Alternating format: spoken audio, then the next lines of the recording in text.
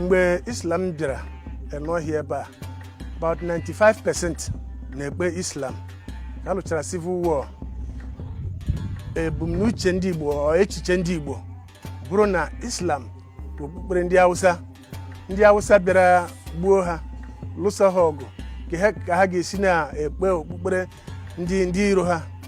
Ọtụtụ ndị be anyị wee hapụ Islam, mana kemgbe ahụ ka Islamic Center bịara, anyị nwere Muslims, anyị nwere Muslim population here. O nweghị any family ị ga-abanye na ya n'ọhịa ebe a ịhapụ inweta Muslim. Ịbịa n'ala Igbo, Islam bụ ụzọ rute na Nsụka, Enugu steeti, before Afikpo ebe a. Mana onye Igbo bụ ụzọ banye Islam gụọ ya n'akwụkwọ ka esi agụ ya bụ Ibrahim Nwagui. Alhaji Sheikh Ibrahim Nwagui bụ onye Enohia Itim ebe a. Amụrụ ya ebe a, nne ya na nna ya bụ ndị ebe a. Aha ya wee Emmanuel oge ahụ wee na-ekpe chọọchị Catholic na 1939.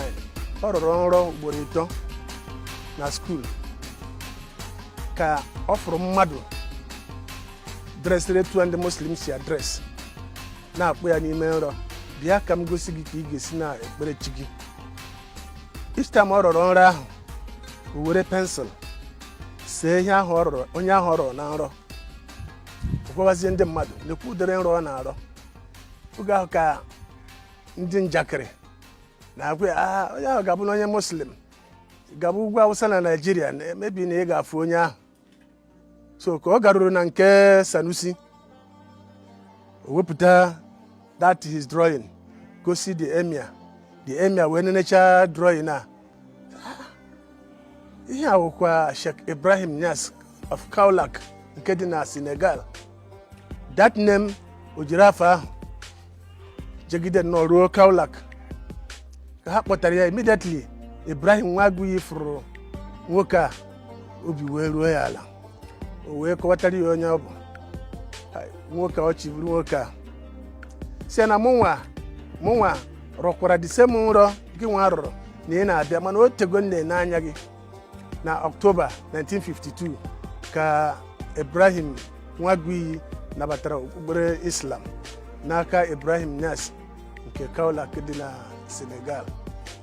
Ka ọ nabatara Islam, aha ya chenji ya, ọzọbazie Ibrahim Niass Igbo. So ọ gụrụ akwụkwọ n'okpuru nna ya ukwu bụ Sheikh Ibrahim Niass Kaolack for 5 years. Graduate na 1957.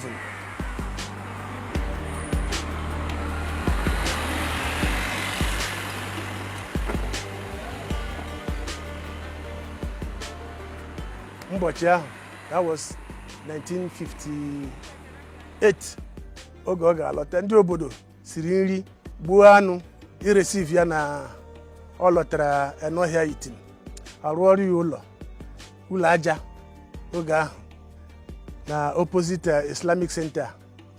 So oge ọ lọtara biri ebe ahụ, o wee kpọkụkwa ndị obodo a. O nwekwara okpukperechi nji bịa na-akpọ okpukperechi Islam. Ndị okenye wee kpọọ ya si ya, ọkpani ihe ahụ iji bịa, anyị anabatawo gị. Ha wee banye na ime ụlọ ebe ha na-edobe ihe ha ji eti mmọnwụ, kpokọcha ihe niile ha ji eti mmọnwụ, bịa kpọnye ya si ya, ihe a ka anyị ji bụrụ nwoke n'obodo a. Ịma ihe ị ga-eji ya mee, jiri ya mee na anyị so gị.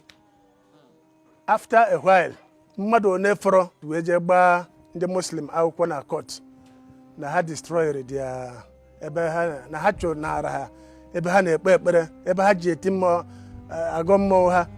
Ndị court wee kpee ya, kpebie ebe ọ bụ na e nwere ndị so gị, nwere ndị jụrụ na ha ma nso gị, hapụrụ ha ebe ahụ ha na-agọ mmụọ ha, unu jee gote chọọ ebe ọzọ.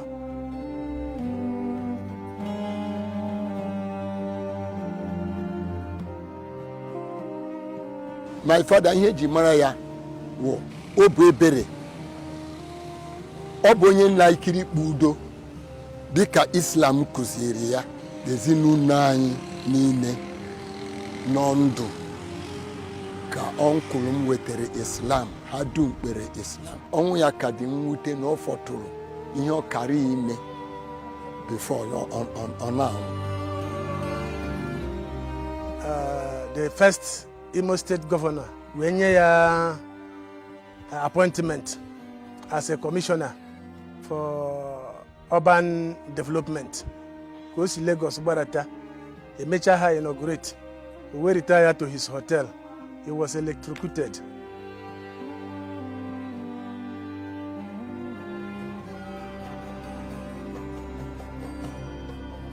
Ọtụtụ ndị mmadụ ndị Nigeria ma ndị na-abụghị ndị Nigeria emego benefit from aka ọrịa. Ọtụtụ ndị mmadụ abịago ebe a gụọ school. The school was one of the best Islamic school in West Africa.